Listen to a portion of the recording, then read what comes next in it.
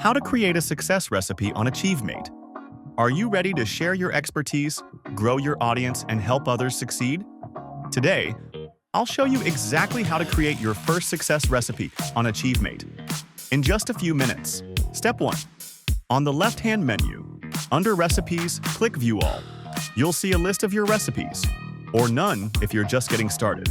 Let's change that. Step 2. Click the drop-down menu next to Recipes and click the New Recipe button. This opens up a simple 4-step creation form.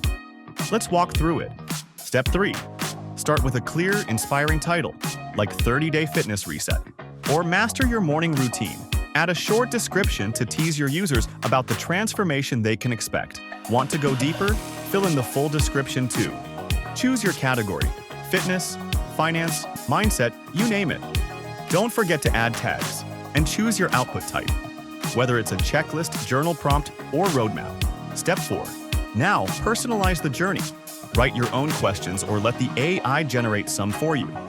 Add a cover image to make your recipe visually stand out. Step 5. Suggest helpful books, apps, or tools. And yes, you can include affiliate links if you'd like to monetize. Step 6.